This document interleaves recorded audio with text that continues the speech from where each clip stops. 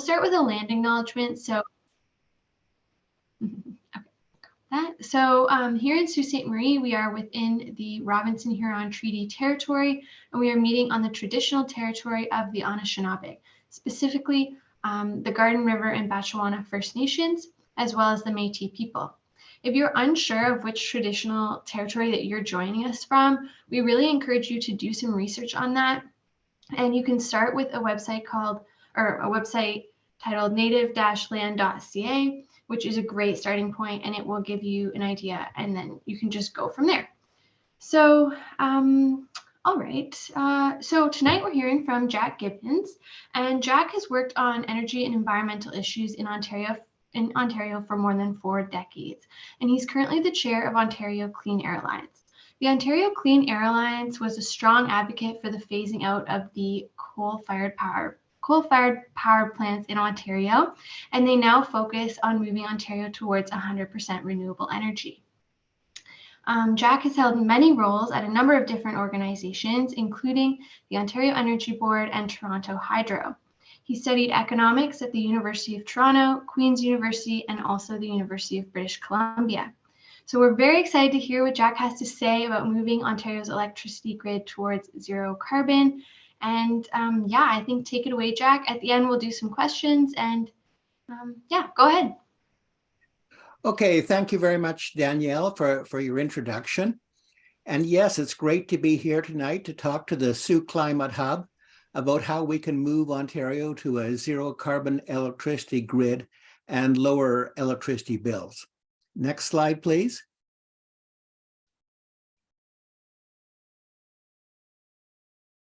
So as Danielle mentioned, I'm with the Ontario Clean Air Alliance, and the Clean Air Alliance was established in 1997 to promote the phase out of Ontario's 5 dirty coal-fired power plants.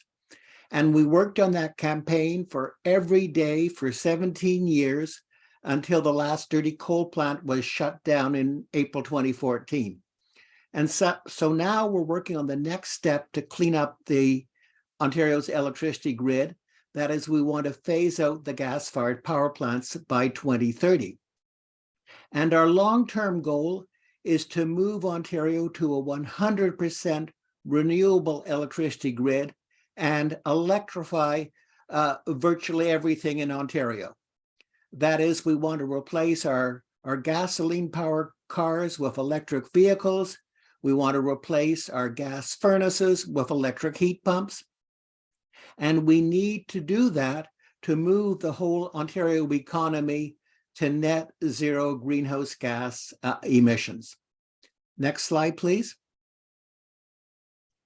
Now, our energy plan, what we're promoting, is exactly the opposite of what Doug Ford's energy plan. Doug Ford instead wants to ramp up polluting gas, and he wants to ramp up high-cost nuclear. He wants to build new gas-fired power plants. He wants to increase the output of the existing gas plants. He wants to rebuild the aging Darlington and Bruce nuclear reactors, and he wants to build a new nuclear reactor in the GTA, and he's also considering rebuilding the Pickering nuclear station. So exactly the opposite of what we're promoting, which is moving to a renewable energy future. Next slide, please. Now, this slide shows the historic and forecast greenhouse gas pollution from our electric power plants, and it goes from 2005 to 2043. Now, the good news is that thanks to the phase out of our dirty coal plants, the pollution from our power plants fell by 93% between 2005 and 2017. But since 2017, the pollution from our power plants has started to rise again. And according to the IESO, or Independent Electricity System Operator, the pollution from our power plants is forecast to increase by more than 700% by 2043. And if this occurs, we'll lose about 60% of the pollution reduction benefits that we achieved by phasing out dirty coal. Next slide, please. Now, this slide shows the percentage of Ontario's electricity supply that is supplied by a gas-fired electricity generation. And back in 2017, it was only 4%. We only got 4% of our electricity from fossil fuels, from gas. But last year, it was 10%. This year, it's going to be 14%. In 2030, it's going to be 18%. And in 2043, under Doug Ford's plan, we'll be getting 27% of our electricity from gas. So clearly, we're moving in the wrong direction. Next slide, please. And the good news is that Ontario's municipalities agree with us. 34 municipalities that represent almost 60% of Ontario's population have passed resolutions calling for the phase out of our gas-fired power plants. And I'm pleased to note that the city of Sault Ste. Marie is one of the cities that has passed a resolution calling for the phase out of gas power by 2030. Next slide, please. So tonight, I want to address three questions. How can Ontario avoid the need for new gas plants? And how can we phase out our existing gas plants and meet our growing demand for electricity? And finally, do we need federal leadership to phase out our gas-fired power plants by 2030? Next slide, please. Now, first, I'd like to address how we can avoid the need for new gas-fired peaker plants. And this slide shows the demand for electricity in Ontario during every single hour of the year.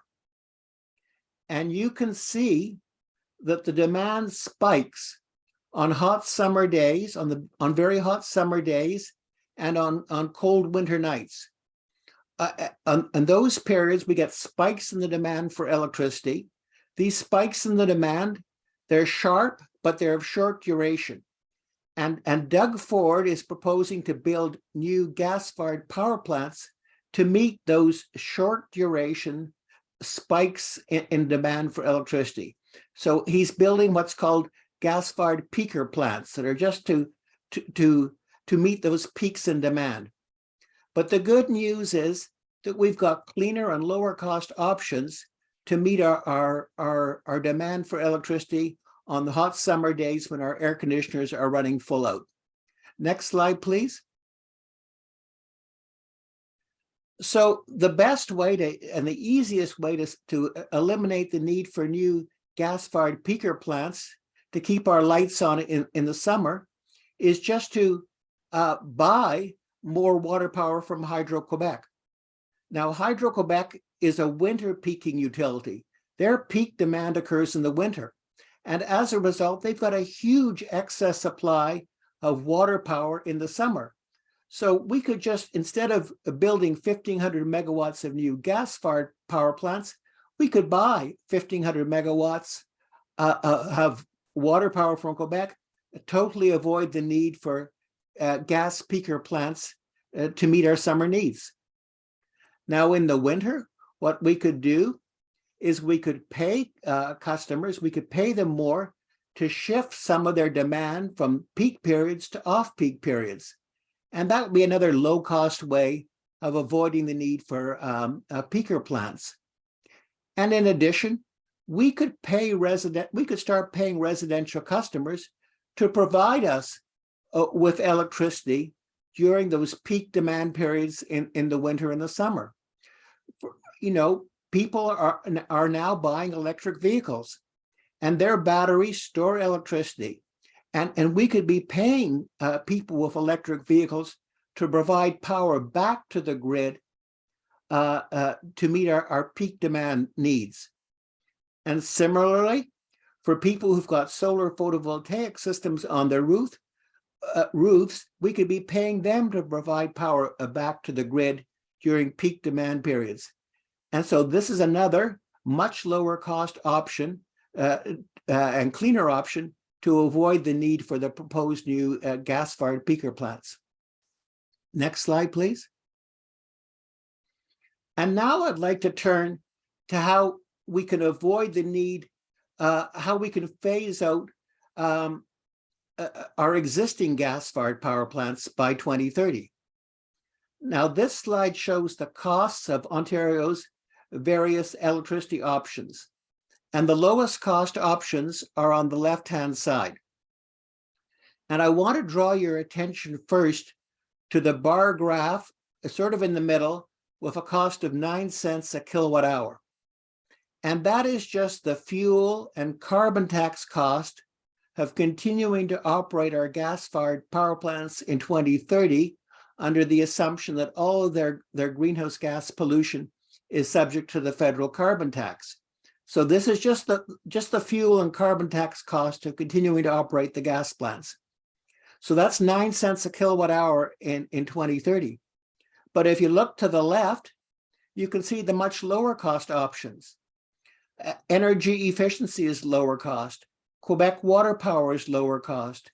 New wind and solar power facilities are lower cost.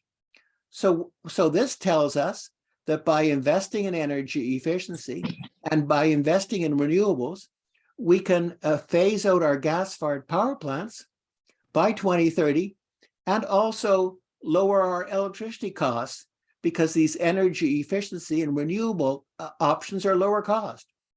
So that's the good news. We can phase out our gas power plants by 2030 and lower our electricity rates. Now I'd like to ask you to turn your attention to the yellow bar graph with a cost of 10.9 cents a kilowatt hour. That's the price we're paying to OPG, or Ontario Power Generation, today for nuclear power, 10.9 cents a kilowatt hour. Now look at the yellow bar graph with a cost of 13.7 cents a kilowatt hour. That's the price that we'll be paying to OPG for nuclear power in 2027. Now the price is going up to pay for the rebuilding of the Darlington nuclear station. So, the government's plan to rebuild nuclear stations will push up the price of nuclear power. It'll raise our electricity rates. Next, look at the bar graph, the yellow bar graph with a cost of 16.3 cents a kilowatt hour. That is what the nuclear industry says will be the cost of power from a new nuclear reactor in the GTA. So what do these bar graphs tell us? Well, if you look to the left, you can see that wind and solar energy can keep our lights on at a lower cost than new nuclear reactors. So what it tells us, if we want to lower our electricity rates, we should be investing in wind and solar energy instead of building new nuclear reactors, because wind and solar energy, because of huge technological improvements, can now keep our lights on at a lower cost than new nuclear reactors. So if we continue to spend money on new nuclear reactors, as Doug Ford is planning to do, what we're going to be doing is needlessly raising our electricity rates. If we want to meet our future needs at the lowest cost, we should be focusing 100% on energy efficiency and renewables. Next slide, please.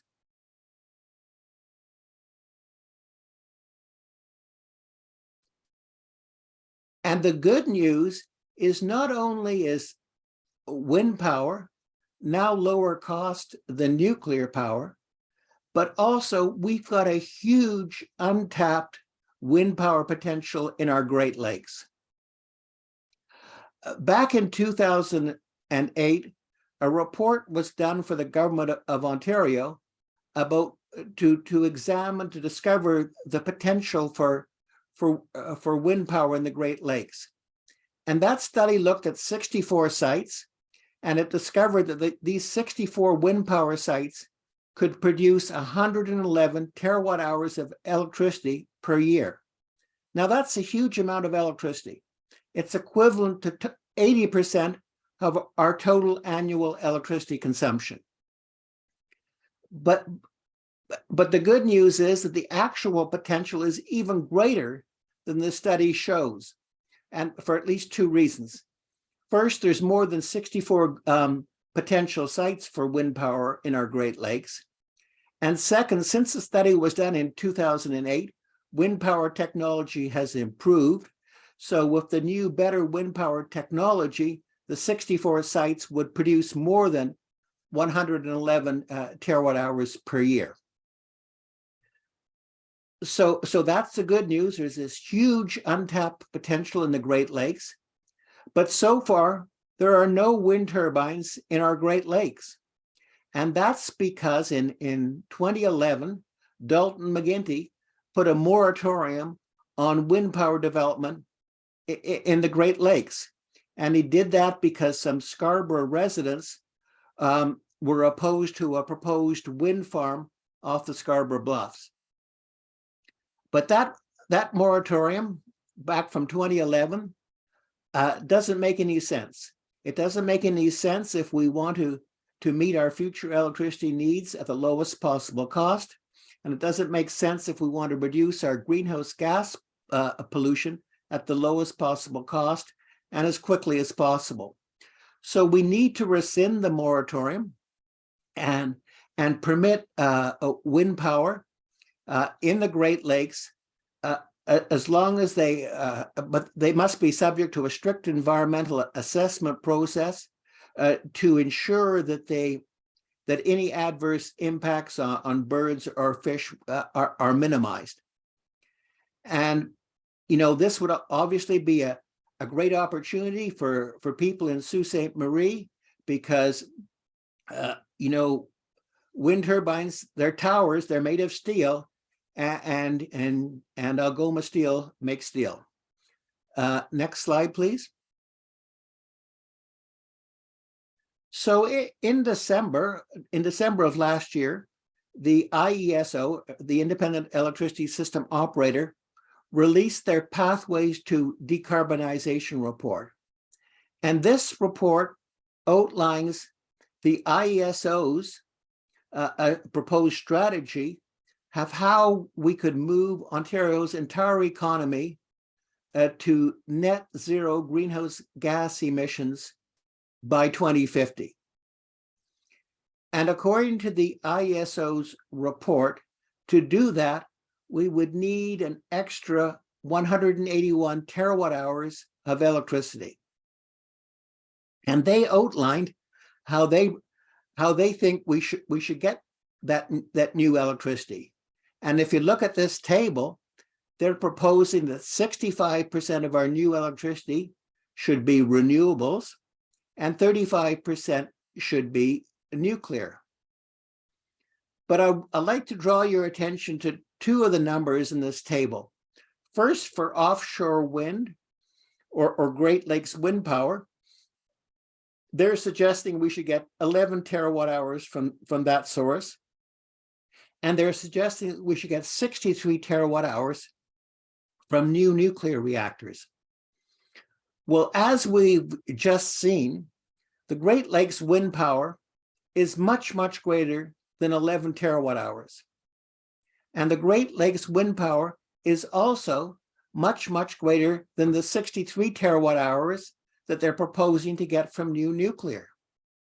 So what this tells us is that according to the IESO's analysis, we have the potential, if we tap into Great Lakes wind power, to meet 100% of our future electricity needs from renewable sources.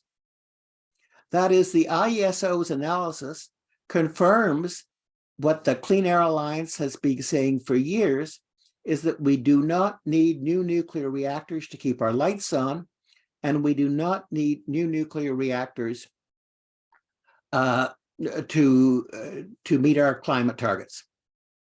Next slide, please. Now, the traditional rap against wind and solar is that the wind doesn't always blow and the sun doesn't always shine. And that's very true. But all that means is that wind and solar must be combined with storage options. And Ontario has two very good storage options. First, according to an MIT study, Our lowest cost storage option for wind and solar are Hydro-Quebec's reservoirs, which can act like a giant battery for wind and solar. And our other great storage option is our electric vehicles batteries. They can be charged up when we have surplus wind and solar, and then they can provide power back to the grid when it's needed. And our electric vehicles batteries will have a huge capacity. By 2030, the capacity of our electric vehicles batteries will be more than double the capacity of all of our gas plants. So there's going to be this huge potential from our electric vehicles to provide storage for our wind and solar energy. Next slide, please. And finally, as we move to, as we phase out gas-fired power, it's essential that we ensure that this occurs without any blackouts. And this can be done by taking Ontario Power Generation as 5 large gas-fired power plants. And so what we're proposing is that they be put on standby reserve by between 2030 and 2040. So if they're on standby reserve, so they can provide emergency backup to our electricity grid if for any reason we don't have sufficient zero carbon electricity resources to keep our lights on at one time or another because of some extreme event. So if we do that, we can move to a zero carbon electricity grid by 2030 with absolutely zero risk of blackouts. Next slide, please. Okay, in the interest of time, I'm going to ask just to skip by this slide and go to the next one. Now, as we've seen, Doug Ford wants to ramp up our gas-fired power plants. He doesn't want to phase them out by 2030. So if we're going to, if we want to actually phase out our gas-fired power plants, gas-fired power by 2030, we're going to need strong leadership from the government of Canada. And the good news is that Prime Minister Trudeau is already proposing to establish clean electricity regulations, which will require all of Canada's electricity grids to be net carbon zero by 2035. So that's a good step in the right direction, but it's not good enough, because the Intergovernmental Panel on Climate Change has told us that if we want to prevent dangerous climate change, then we've got to reduce our greenhouse gas pollution by almost 50% by 2030. So we need to start reducing our electricity pollution way before 2035. So what we're calling for is federal clean electricity regulations, which will prohibit the building of new gas plants in Ontario effective immediately, and will require Ontario to move to a net zero carbon electricity grid by 2030. Next slide, please. And I'm pleased to report that so far, over 30 NGOs have endorsed our call for these strict federal clean electricity regulations. Next slide, please. And our call is also being endorsed by the Federal Green Party and by the Green Party of Ontario. But we don't have the support yet of any Liberal MPs or any NDP MPs or any Conservative MPs.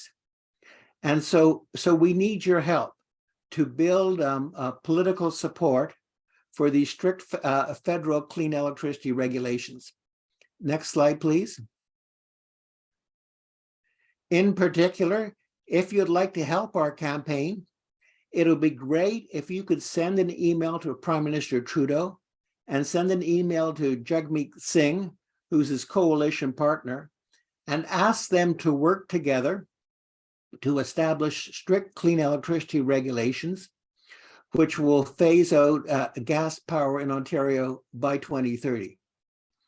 And also, it would be great if you could meet your member of parliament and ask him or her to send a letter to Prime Minister Trudeau requesting the strict clean electricity regulations that we're proposing. Now, on this slide, there's a link to a page on the Clean Air Alliance website. And if you go to that page, you can find links where you can click on to send an email message to Prime Minister Trudeau and Jagmeet Singh.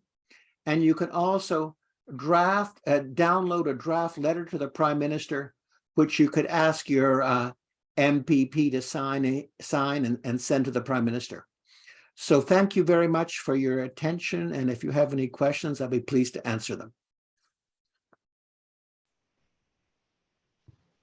Thank you very much for that talk. There's like so much to unpack there. If anyone wants to ask a question over their microphone, they're welcome to unmute, and if they know how, you can raise your hand and we'll call on you. And you can also ask a question in the chat and we'll go from there. I wanted to start, if that's okay, by asking a question. So I have a few. So right now, like I think I understood from your talk, if someone has solar panels on their roof, they are not being paid for any electricity that they could generate and send back to the grid, right? Well, that's partially the case. At the moment, there's sort of what they call a net metering program. Okay. So if you do have excess solar power from time to time, you can export it to the grid and you will be paid for it. But the amount that they'll buy from you cannot exceed the amount that you actually import from the grid to use in your own home. So, for example, if you only buy 1,000 kilowatt hours for your own home from the Ontario electricity grid, that's the maximum amount that you can export back to the grid and be paid for. So there's a cap on how much you can export to the grid. And what we're saying is that cap doesn't make any sense. You should be allowed to export as much surplus solar power as you have, because that can meet our peak power needs at a much lower cost than building these new gas-fired peaker plants. And of course, solar power doesn't produce any greenhouse gas pollution. Well, certainly. Okay, as a follow-up, and I also had this question, Leslie asked, does the infrastructure exist to allow vehicle chargers at people's homes to go back to the system? And I have a similar question, like in addition to this and the last one, how do we get these rules changed? Like just advocacy and writing? Anyway, there's multiple questions. I'll let you answer the first one about the infrastructure. Well, yes, that's part of the problem. First of all, the government hasn't established the rules and the regulations to allow people with electric vehicles to supply power back to the grid. There's a number of electric vehicles that are being made now that have this capability, like the Ford F-150 Lightning pickup truck. They've got the capability, but our electric utilities haven't yet established the rules to allow you to safely export power back to the grid. And also, the government of Ontario so far isn't willing to pay people who export power back to the grid. So changes need to be made. People need to contact Premier Ford or their MPP and say, we want you to remove the barriers so that my electric vehicle can send power back to the grid, and I want to be paid for it because I'm providing a very valuable service to the grid. So that's a change that we need to make, because these electric vehicles, batteries, I mean, the batteries are already there. They're already being built to provide mobility, and we should use them for two services, also to provide storage for the electricity grid. And so it's a low-cost option that should be tapped into, and it's got a huge potential, because when all of our cars are electric vehicles, then the capacity of all their batteries will be much, much greater than the total peak demand of the electricity grid. So this is a huge resource that can provide huge benefits to Ontario, but Doug Ford's got to be willing to accept it. You see, the problem is that Doug Ford likes dealing with big power companies and buying power from them, but he doesn't like buying power from the little guy. And that doesn't make sense, because the little guy can often provide him with power at a lower cost and also cleaner. Wow. And we're going to have so many of those batteries, we may as well use them. So Kara had a question here about sort of relating to that government aspect. So our last hope is federal regulation, as you pointed out, sort of. And if we see a change in government, and without electoral reform, we're locked into this policy. How do we basically navigate the obstacles of like being beholden to this government, like the government in power? I guess we kind of are. We have to vote, right? Well, yeah, that's key. You've got to elect good governments, and Doug Ford's going to be in power for 3 years, and he has no interest in moving to a renewable electricity future. He loves gas and he loves high cost nuclear. But the good news is that the federal government can intervene and solve this problem because they've got jurisdiction to regulate the greenhouse gas pollution from electric power plants. So, you know, Prime Minister Trudeau has indicated that he wants to move Canada in the right direction. He wants to move Canada to a zero carbon electricity grid by 2035. So that's great, but we just have to do it sooner. We can't wait another 12 years. We've got to get big reductions in greenhouse gas pollution before 2030. So what we have to do is persuade Prime Minister Trudeau to do it. And one of the ways we can persuade him is, you know, the NDP. They're his coalition partner. They're keeping him in power. And so we can also ask Jagmeet Singh and the NDP to put pressure on Trudeau to phase out gas power in Ontario by 2030. The NDP put pressure on Trudeau for dental care. Now it's time for them to put pressure on Trudeau to phasing out gas power in Ontario by 2030. I mean, it's so reasonable. It will reduce our greenhouse gas pollution, and it will also reduce our electricity rates. Okay, yeah, definitely to all of that. Okay, Ted, we'll go to you soon. I just want to address a couple of the ones in the chat. So Sue asked, why does hydrogen have such a limited emphasis in your presentation? Okay, well, hydrogen, there's different types of hydrogen. Most hydrogen in the world is produced from fossil fuels, from fossil gas. Like 96% of the world's hydrogen is produced from fossil gas, and so that's not a clean and green solution. The hydrogen that is good is green hydrogen that's produced by renewable energy, like wind or solar or water power. So green hydrogen, that has a role to play. But in terms of, you know, meeting our electricity needs, it's much better just to use that wind or water or solar energy just to make green electricity. If you use that green electricity to make hydrogen, well, that takes energy to produce the hydrogen. So you're actually losing energy. So hydrogen, it does have some uses. For example, it will be for some areas of the economy that are difficult to electrify, like steel making, or like heavy trucks, or like aviation. So there is a role for hydrogen, and it should be green hydrogen.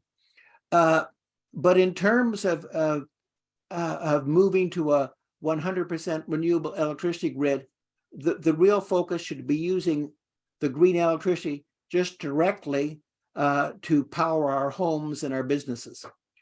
Okay, yeah, I mean, if we're already building it, if we're going to build it for green hydrogen, you may as well just use it directly. That does make sense. Right. Okay, a question about your website and writing the letters. Is there a template of the municipal resolution to commit to reducing fossil gas? Is that on the OCA website? I guess, is there a template letter for this? Yeah. So the municipal resolutions, we do have a template letter.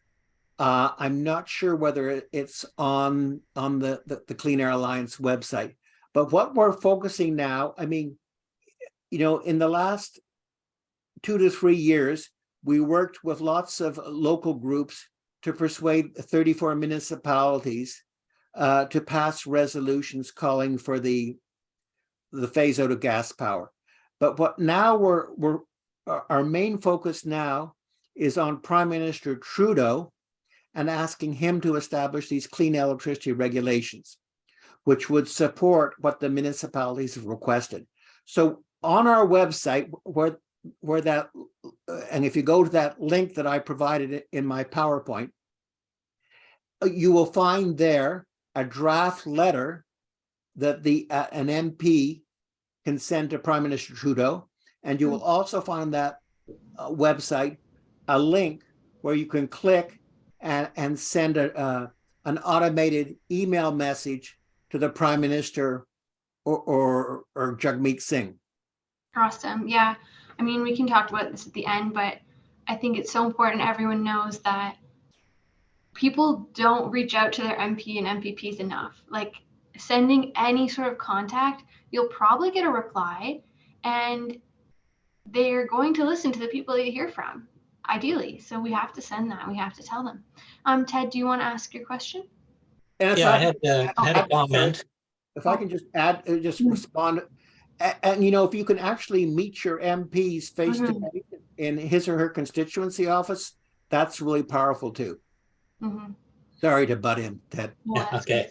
I had one comment. I took the link off your slide there and I put it in the chat. So we have the link to your letters to Prime Minister Trudeau in the chat if anybody wants to find it. Great, thank you. Yeah, I could just add one thing you were saying about hydrogen. I mean, hydrogen does have a lot of potential because you can produce hydrogen and then you can burn that in basically the same plants that or very similar to the plants that are used for natural gas. But the problem is that a natural gas plant is something like 50% efficient. And there's considerable efficiency losses in producing hydrogen out of electricity. So the problem that we run into is if we don't have to store it for a long time, we're much better off taking that same electricity, storing it in batteries in a car, because you get almost all of it back. Whereas if you take the same electricity, produce hydrogen out of it, there's a significant efficiency loss in producing the hydrogen. And there's another large efficiency loss in generating electricity from the hydrogen. So it's a much more efficient method if you don't have to store it for a long time. The hydrogen only has an advantage if you're storing it for probably weeks. For short term, like if we have a solar cell and it's producing nothing at night, it's very easy to store it in electricity. It's better to store it in a battery. You want to comment on that, Jack? Well, Ted, yeah, that's a very good point. Thank you for making that. And as you know, some people are advocating hydrogen as a sort of a longer term storage option. But it is, and that may make sense for certain places. But for Ontario, we're so lucky to be located right next door to Hydro-Quebec's huge reservoirs, because they are an excellent long-term storage option, and they're already built. And maybe I can just explain how the Hydro-Quebec reservoirs could work as a storage option. That was one of my questions. I'd love that if you did that. Yeah. So if we're producing wind power, and when our wind power production is above average, what we could do was export the above average wind power electricity to Quebec. And Quebec could use our wind power to keep the lights on in Montreal. And as a result, they'll be able to store more water in their hydroelectric reservoirs. And then when our wind power production is below average, Hydro-Quebec could use that extra water in its reservoirs to produce hydroelectricity to export back to Ontario. So by integrating our wind power and our solar power with Quebec's hydroelectric reservoirs, we can convert intermittent wind and solar energy into a firm 24/7 baseload source of electricity for Ontario. And again, the good news is those reservoirs are already built. So there's this giant battery just sitting there that's already paid for, and it can provide that long duration storage. And so we're very lucky to be located next door to Quebec, which has those huge reservoirs. Not every province has that option. And we should really be tapping into it. Now, the problem is that Doug Ford is an electricity separatist. He doesn't want to buy, low-cost water power from Quebec, and he doesn't want to buy low-cost storage services from Quebec. He would rather pay, for much higher cost, large stationary batteries. And again, that's good for certain Ontario power companies, but it's not good for consumers because it's not the lowest cost option, and it's not the cleanest option. Okay, thank you for that. That's super interesting. Okay, back to the chat.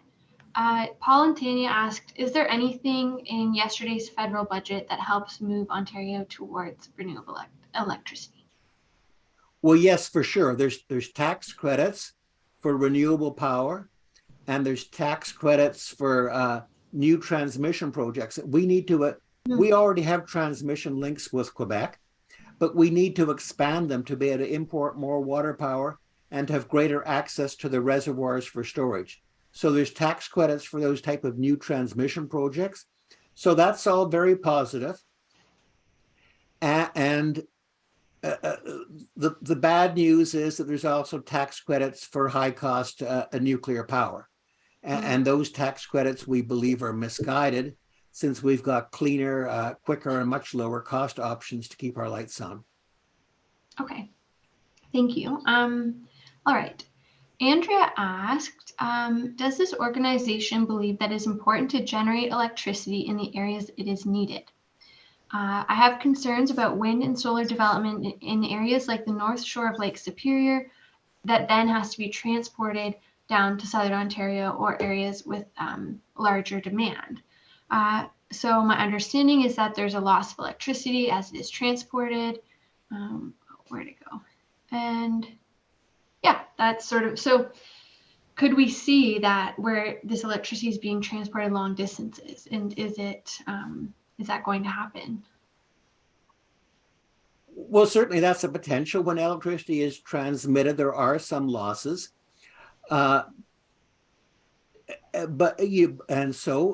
Hopefully there could be wind turbine projects in Lake Superior, for example, that would serve Northern Ontario. And there's lots of potential for wind power, for example, in Lake Erie that could serve Southern Ontario. So everything else being equal, you would like to minimize the need for new transmission lines, but solar photovoltaic, which are located on people's rooftops or on the rooftops of commercial buildings or factories, well, they don't have any transmission losses, so they're a great option. But it's not reasonable to expect that we can get all of our electricity needs without some more new transmission lines. And for example, we have large transmission lines that bring power from Bruce Power down to Toronto, and so we'll also need some transmission lines to bring wind power to places where they're needed, because the places where you've got the greatest wind power potential aren't always the places where there's the highest population. Mm-hmm. Yeah, that's kind of a fact of the matter. Okay. Someone asked, what the heating ability of heat pumps is. Like they are under the understanding that heat pumps do not heat below minus 15 degrees Celsius, and somewhere like the Sioux, we see that much colder than that frequently. So is that a concern? Is that the case? Okay, so well, the good news is there's been huge improvements in air source heat pump technology. And so now, so there are different types of air source heat pumps. There's conventional ones that wouldn't heat your home in really cold weather. But there's a new technology called cold climate heat pumps that can heat your home down to, let's say, for minus 30 degrees. And I've got one of those cold climate heat pumps in my home. Oh, cool. And also, again, so that goes down to minus 30 degrees. And then for below that, people could have a backup electric resistance heater. So that's one option. And certainly for Southern Ontario, cold climate heat pumps are a great solution. Mm-hmm. But also there's another type of heat pump, which are ground source heat pumps, and they can heat your home at much colder temperatures than an air source heat pump. Cool. So for people who are in very cold parts of Ontario, maybe the ground source heat pump would be your better option. Okay, thank you. I think heat pumps are so interesting. Ted, did you want to ask your question?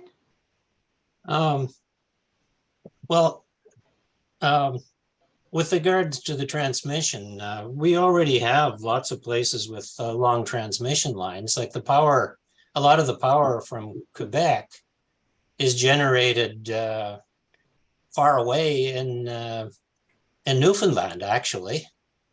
Right. So I don't think there's a great concern. Of course, there is some inefficiency, but it's quite small because these long distance transmission lines run at very high voltages and they lose very little. I'm not sure do you know the efficiency numbers, how much you lose? I know it's small, but I don't have the numbers. Yes, Ted, you're right. Quebec has very high voltage transmission lines, which are very efficient. So I don't know the exact loss percentage, but it is a small number. And so it's not really a huge concern. I mean, it'd be nice if the losses were zero, but even if they're not zero, they still make sense if they can be used to harness clean renewable energy. Mm-hmm. Okay. Okay, we have a question. I've got one more question if I can add that one in. Sure. You showed on your slide, you may have mentioned this before, but I'll mention it again. You showed the IESO saying, oh, we should buy a certain amount of power from Quebec. But as I recall, Doug Ford just canceled all our contracts with Quebec. So we're seeing Doug Ford is pushing even more extreme position than the IESO. Is that correct? Well, that's a good point. So the IESO's report, that's their report, and they outlined it as one possible way that we could move to net zero greenhouse gas emissions for all of Ontario by 2050. But yet it hasn't been endorsed by Doug Ford. This is just a report that the IESO put out for discussion. And yeah, it's very interesting to see that they seem to be supporting the Hydro-Quebec option. It's an option that we've promoted for years, and I'm glad to see that the IESO included in their mix. And I'm also glad to see that the IESO included Great Lakes wind power in their mix. But that's just the IESO's proposal, and it hasn't been endorsed by Doug Ford. And am I correct that Doug Ford just canceled all of the contracts with Quebec? Well, he's not renewing them, yes. He's not renewing them, yeah. That's right. So yes. So again, that was, in my opinion, a very stupid decision. Quebec's a great source of a low-cost renewable power. why you would cancel those contracts and build new gas plants is mind-boggling to me. Mhm. Yeah. Okay. So how would you rebut? Okay, we're almost through the questions. You've done such a good job answering them so far, but sort of how would you rebut the argument that these batteries are full of heavy metals that have to be mined in like bad conditions, and also the solar panels contain similar metals and silicon, etc. I hear that a lot, especially when I'm talking about electric cars, but that was also asked in the chat. So I wonder what your sort of rebuttal for that would be. Well, the first level is there is no perfect electricity solution. There are no perfect energy solutions. And so I admit that. And we've always got to try to reduce the environmental impact. And I'm sure that we can do that as the technology evolves. But I think, you've got to look at the bigger picture. We're faced with a catastrophe. We're faced, with the threat of very dangerous climate change. And if we don't tackle that problem, if we don't dramatically reduce our greenhouse gas pollution, then the consequences of runaway climate change are going to be much more severe than the consequences of making batteries. Okay, thank you. I mean, you've got to realize, when you make gasoline cars and trucks, there's a lot of mining involved in that. There's a lot of mining for oil, which also has very severe, consequences, land-based consequences, as well as contributing to dangerous climate change.